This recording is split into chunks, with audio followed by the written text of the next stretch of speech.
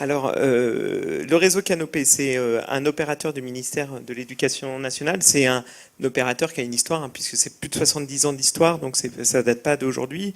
Et donc, à l'origine, c'est l'éditeur du ministère de l'Éducation nationale. D'accord? Donc, il est amené à produire des contenus et des ressources pour accompagner les enseignants dans leur pratique pédagogique. Donc, plusieurs histoires, puisque bien voilà, plusieurs décennies, donc plusieurs histoires de cet opérateur. Et pendant longtemps, il s'est appelé CNDP, Centre national de documentation pédagogique. Et il faut savoir aussi, il faut avoir conscience que c'est un réseau aujourd'hui qui était organisé autour de 30 établissements, un par académie.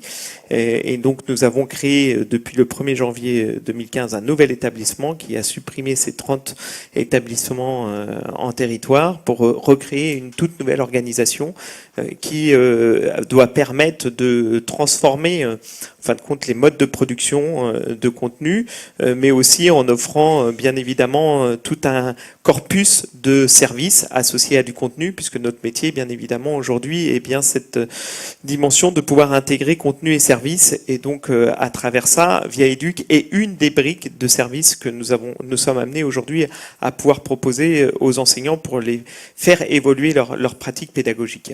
Donc ça, c'est le rôle de Canopé, qui est opérateur. Nous sommes aujourd'hui sur l'ensemble du territoire 1700 personnes pour effectuer ces missions. Alors, nous avons 100 lieux de proximité qui étaient jusqu'à maintenant des médiathèques et des librairies de l'éducation nationale. Donc on a fait totalement évoluer ces espaces-là en des Learning Training Centers, d'accord, on appelle ça, et on a développé le concept d'ateliers Canopé, qui sont des espaces d'innovation, de création, d'accompagnement pédagogique, où on est amené à proposer un certain nombre de services qui vont de la formation, de médiation de ressources, du co-design et de la scénarisation. Donc co-design et scénarisation, ça veut dire comment on accompagne les enseignants à produire de la ressource et à faire qu'ils soient eux-mêmes producteurs-éditeurs.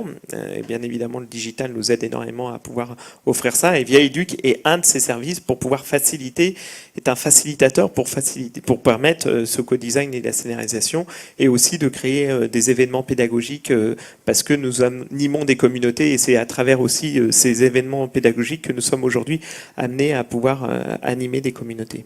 Il y a 3 piliers essentiels autour de réussir une politique numérique, de numérique éducatif ou de digitalisation de l'éducation. Il y a la question de l'équipement.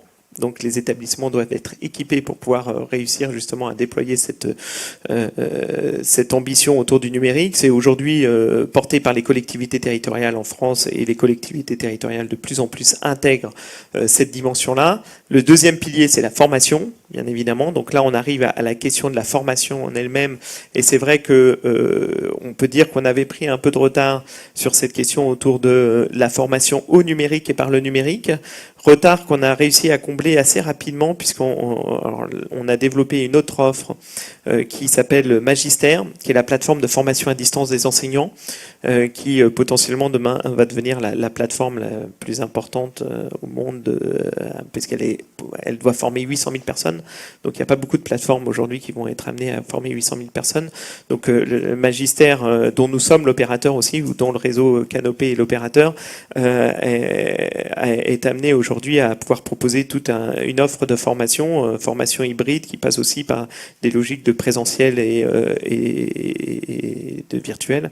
Et donc Magister, par exemple, on l'a lancé il y a un peu plus d'1 an, et c'est ouvert seulement aux enseignants de primaire aujourd'hui. En tout cas, c'est là où nous avons le nombre de parcours de formation le plus important. C'est pas loin de plus de 100 000 connexions par semaine. Donc 100 000 personnes sont amenées à se connecter, donc 100 000 enseignants chaque semaine. Donc pour nous, c'est une réussite quand même, parce que c'était pas certain de réussir à avoir ce taux de pénétration aussi rapidement.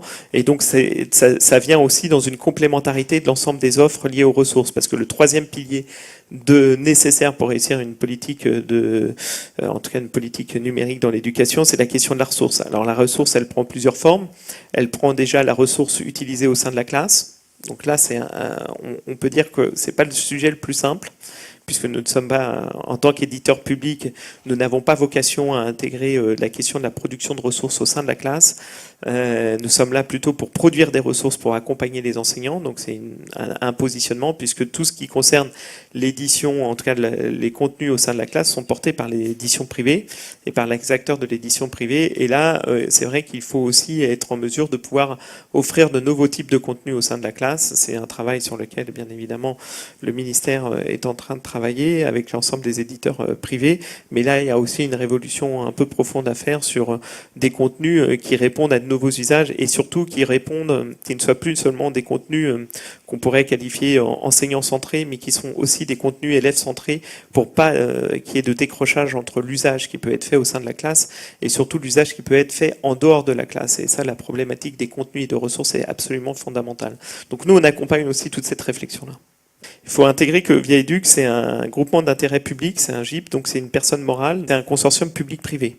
D'accord ? C'est pas seulement un acteur public, parce qu'il nous a semblé très important à travers cette offre-là de désinstitutionnaliser l'offre.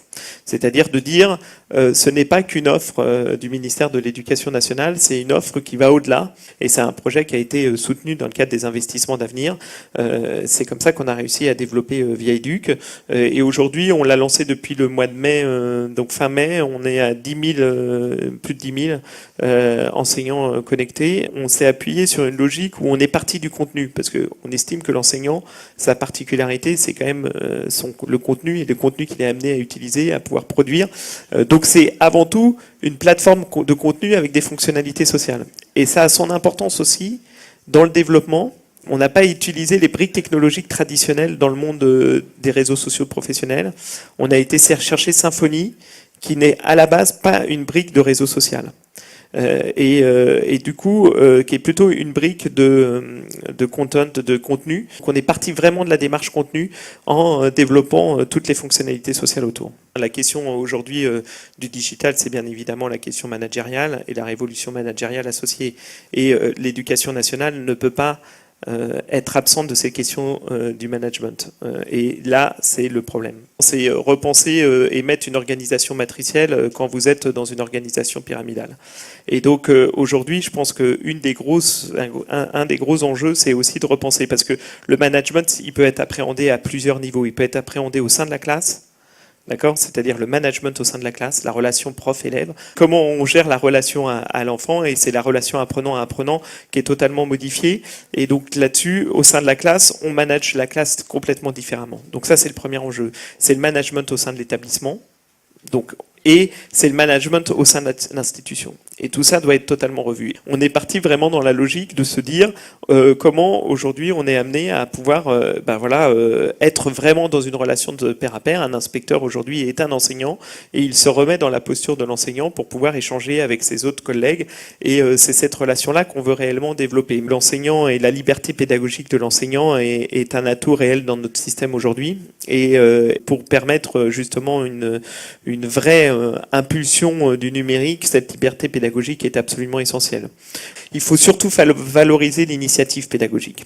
Et c'est la question de l'initiative pédagogique. Comment renforcer l'initiative pédagogique? Comment développer la créativité des enseignants? Elle existe, mais il faut encore lui permettre qu'elle soit valorisée. Et Via Éduc a vraiment ce potentiel pour valoriser les productions et la créativité des enseignants. Donc il manquait un outil, en tout cas c'est comme ça que nous on l'a pensé, pour valoriser cette créativité, pour démultiplier les initiatives pédagogiques. Via Éduc doit être un outil au service de cette créativité.